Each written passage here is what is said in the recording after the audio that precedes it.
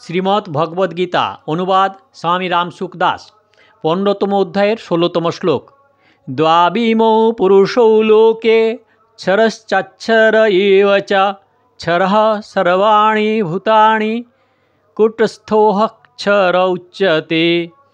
এ জগতে ক্ষর মানে বিনাশশীল এবং অক্ষর মানে অবিনাশী, এই দুই প্রকারের পুরুষ অবস্থিত। তার মধ্যে সমস্ত প্রাণীর দেহ বিনাশশীল এবং কূটস্থ বা জীবাত্মা হল অবিনাশী। ব্যাখ্যা: দ্বাবিমৌ পুরুষৌ লোকে ক্ষরশ্চাক্ষর এব চ। এখানে লোকে পদটি সমস্ত জগতের বাচক বলে বুঝতে হবে। এই অধ্যায়ের 7ম শ্লোকে জীব লোকে পদটিও এই অর্থে ব্যবহৃত হয়েছে। এই জগতে দুটি বিভাগ রয়েছে: শরীরাদি বিনাশশীল পদার্থ বা জড় এবং অবিনাশী বা জীবাত্মা চেতন। যেমন বিচার করলে স্পষ্ট প্রতীয়মান হয় যে একটি হলো প্রত্যক্ষ দেখা যায় যে শরীর এবং অন্যটি হলো তাকে অবস্থানকারী জীবাত্মা। জীবাত্মা অবস্থান করার জন্য প্রাণ কার্য করে এবং শরীর সঞ্চালিত হয়। জীবাত্মার সঙ্গে প্রাণ বার হলেই শরীরের সঞ্চালন বন্ধ হয়ে যায় এবং শরীরে পচন ধরে। লোকে তখন সেই শরীরকে পুড়িয়ে দেয়, কারণ বিনাশশীল এই দেহের কোনো গুরুত্ব নেই। গুরুত্ব এই দেহে অবস্থানকারী অবিনাশী জীবাত্মার। পঞ্চমহাভূত আকাশ, বায়ু, অগ্নি, জল, পৃথিবী হতে সৃষ্ট শরীর ইত্যাদি যত পদার্থ আছে তা সবই জড় এবং বিনাশশীল। প্রাণীদের প্রত্যক্ষভাবে পরিলক্ষিত স্থূল শরীর স্থূল সমষ্টি জগতের সঙ্গে এক। 10 ইন্দ্রিয়, 5 প্রাণ, মন ও বুদ্ধি এই 17টি তত্ত্ব দ্বারা যুক্ত সূক্ষ্ম শরীর সূক্ষ্ম সমষ্টি জগতের সঙ্গে এক, এবং কারণ শরীর স্বভাব কর্ম সংস্কার অজ্ঞান কারণ সমষ্টি জগতের মূল প্রকৃতির সঙ্গে এক। এইগুলি ক্ষরণশীল বা বিনাশশীল হওয়ায় এটিকে ক্ষর বলা হয়। আসলে ব্যষ্টি নামে কোনো বস্তু নেই, শুধুমাত্র সমষ্টি জগতের কিছু অংশের বস্তুকে আপন মনে করায় এইগুলিকে ব্যষ্টি বলা হয়। জগতের সঙ্গে শরীরাদি বস্তুগুলির ভিন্নতা শুধু অনুরাগ মমত্ববোধের জন্য মেনে নেওয়া হয়েছে, প্রকৃতপক্ষে তা নেই। সমগ্র পদার্থ এবং ক্রিয়া প্রকৃতিরই, তাই স্থূল সূক্ষ্ম এবং কারণ শরীরের সমস্ত ক্রিয়া ক্রমশ স্থূল সূক্ষ্ম এবং কারণ সমষ্টি জগতের হিতের জন্যই করতে হয়, নিজের জন্য নয়। যে তত্ত্বের কখনো বিনাশ হয় না এবং যা সর্বদা নির্বিকার থাকে সেই জীবাত্মার বাচক হলো এখানে অক্ষর পদটি। প্রকৃতি জড় এবং জীবাত্মা চেতন পরমাত্মার অংশ হয় চেতন। এই অধ্যায়ের 3য় শ্লোকে ভগবান যার ছেদন করার কথা বলেছেন সেই জগৎকে এখানে ক্ষর পদের দ্বারা 7ম শ্লোকে ভগবান সেটিকে নিজ অংশ বলে জানিয়েছেন। সেই জীবাত্মাকে এখানে অক্ষর পদের দ্বারা বলা হয়েছে। এখানে উদ্ধৃত ক্ষর অক্ষর এবং পুরুষোত্তম শব্দ ক্রমশ পুংলিঙ্গ স্ত্রীলিঙ্গ এবং ক্লীবলিঙ্গ রূপে রয়েছে। এর দ্বারা বোঝা উচিত যে প্রকৃতি জীবাত্মা এবং পরমাত্মা স্ত্রীলিঙ্গ নয়, পুংলিঙ্গ নয় এবং ক্লীবলিঙ্গ নয়। আসলে লিঙ্গ ও শব্দের দৃষ্টিতে বলা হয়, তত্ত্বত কোনো লিঙ্গ নেই। ক্ষর এবং অক্ষর উভয়ের থেকে উত্তম পুরুষোত্তম নামের সিদ্ধির জন্য ভগবান এখানে ক্ষর এবং অক্ষর এই উভয়কেই পুরুষ বলে বলেছেন। ক্ষর সর্বাণি ভূতানি এই অধ্যায়ের প্রারম্ভে যে সংসার বৃক্ষের স্বরূপ জানিয়ে তাকে ছেদন করার প্রেরণা প্রদান করা হয়েছে, সেই সংসার বৃক্ষকেই এখানে ক্ষর নামে বলা হয়েছে। এখানে ভূতানি পদটি প্রাণীদের স্থূল সূক্ষ্ম এবং কারণ শরীরের বাচক বলে জানতে হবে, কারণ এখানে ভূতগণকে বিনাশশীল বলা হয়েছে। প্রাণীদের শরীরই বিনাশশীল, প্রাণী স্বয়ং নয়। তাই ভূতানি পদটি এখানে জড় শরীরের উদ্দেশ্যেই বলা হয়েছে। কূটস্থ অক্ষর উচ্যতে এই অধ্যায়ের 7ম শ্লোকে ভগবান যাকে তার সনাতন অংশ বলে জানিয়েছেন সেই জীবাত্মাকে এখানে অক্ষর নামে বলা হয়েছে। জীবাত্মা যতই শরীর ধারণ করুক এবং যতই নানা লোকে যাতায়াত করুক, এতে কখনো কোনো বিকার উৎপন্ন হয় না। এটি সর্বদাই একভাবে বিরাজ করে, তাই এখানে থেকে কূটস্থ বলা হয়েছে। গীতায় পরমাত্মা এবং জীবাত্মা উভয়েরই স্বরূপ বর্ণনা প্রায় একই রকম পাওয়া যায়। যেমন পরমাত্মাকে কূটস্থ এবং অক্ষর বলা হয়েছে, তেমনি এখানে জীবাত্মাকেও কূটস্থ এবং অক্ষর বলা হয়েছে। জীবাত্মা এবং পরমাত্মা উভয়েরই মধ্যে পরস্পর তাত্ত্বিক এবং স্বরূপগত ঐক্য আছে। স্বরূপত জীবাত্মা সদা সর্বদাই নির্বিকার, কিন্তু ভ্রমবশত প্রকৃতি এবং তার কার্য শরীরাদির সঙ্গে নিজ ঐক্য মেনে নেওয়ায় একে জীব সংজ্ঞা দেওয়া হয়। নচেত অদ্বৈত সিদ্ধান্ত অনুসারে এটি সাক্ষাৎ পরমাত্মা তত্ত্বই। শ্লোক নম্বর 17। উত্তমঃ পুরুষোত্তমঃ পরমাত্মেতুদাহৃতঃ यो লোকত্রয়মাবিশ্য বিভর্তব্য ঈশ্বরঃ। কিন্তু উত্তম পুরুষ হলেন অন্য একজন, যাকে পরমাত্মা নামে অভিহিত করা হয়। সেই অবিনাশী ঈশ্বর ত্রিলোকে প্রবিষ্ট হয়ে সকলের পালন পোষণ করেন। ব্যাখ্যা। উত্তমঃ পুরুষোত্তমঃ। আগের শ্লোকে ছর এবং অক্ষর এই দুই প্রকার পুরুষের বর্ণনা করা হয়েছে। ভগবান এখানে জানিয়েছেন যে উত্তম পুরুষ এই দুইয়ের থেকে পৃথক।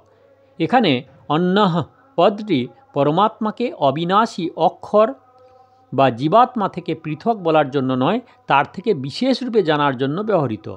তাই ভগবান পরবর্তী অষ্টাদশ শ্লোকে নিজেকে বিনাশশীল ছরের অতীত এবং অবিনাশী অক্ষরের থেকে উত্তম বলে জানিয়েছেন। পরমাত্মার অংশ হলেও জীবাত্মার দৃষ্টি বা আকর্ষণ বিনাশশীল ছরের দিকে হয়ে থাকে। তাই এখানে ভগবানকে তার চেয়ে বিশেষ বলা হয়েছে। পরমাত্মেতুদাহৃতঃ, সেই উত্তম পুরুষকেই পরমাত্মা নামে অভিহিত করা হয়। পরমাত্মা শব্দটি নির্গুণের বাচক বলে মনে হয়, যার অর্থ পরম বা শ্রেষ্ঠ আত্মা অথবা সমস্ত জীবের আত্মা। এই শ্লোকে পরমাত্মা এবং ঈশ্বর উভয় শব্দ ব্যবহৃত হয়েছে, যার তাৎপর্য হল নির্গুণ এবং সগুণ সবই তিনিই পুরুষোত্তম। यो লোকত্রয়মাবিশ্য বিভর্তব্য ঈশ্বরঃ। এই উত্তম পুরুষ বা পরমাত্মা তিনি লোকে অর্থাৎ সর্বত্র সমানভাবে নিত্য পরিব্যাপ্ত।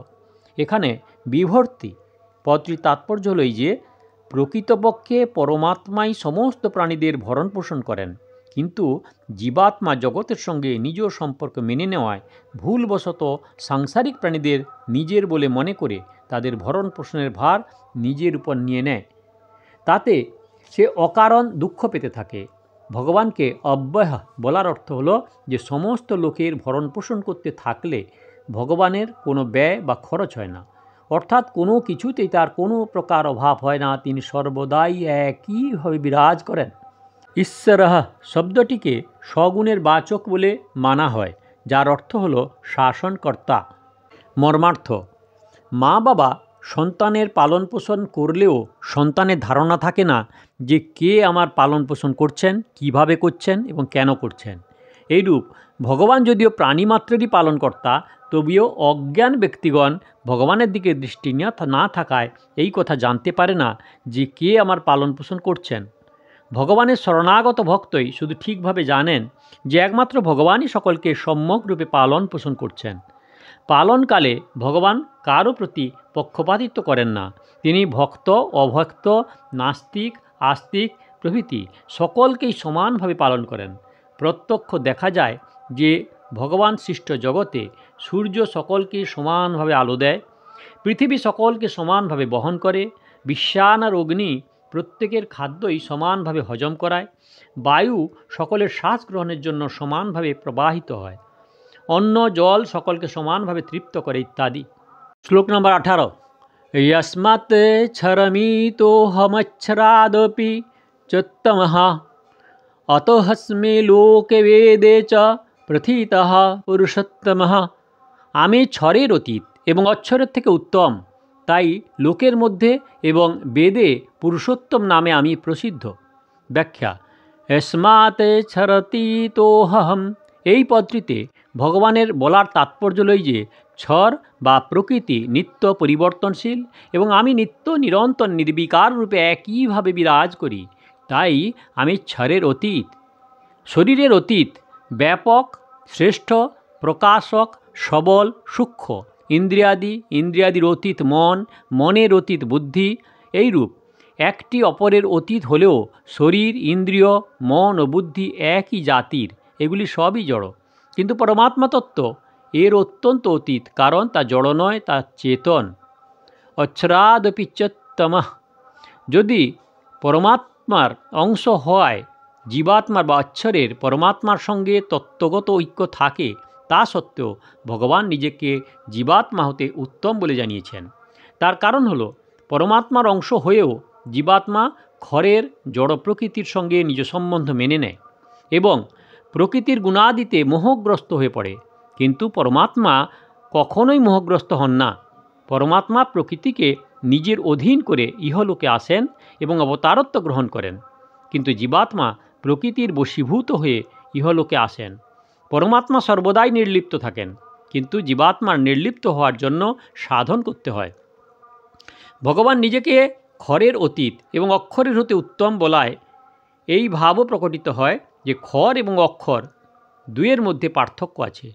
যদি উভয়ের মধ্যে পার্থক্য না থাকতো তাহলে ভগবান নিজেকে হয় দুয়ের অতীত বলে জানতেন, না হয় উভয় থেকে উত্তম বলতেন।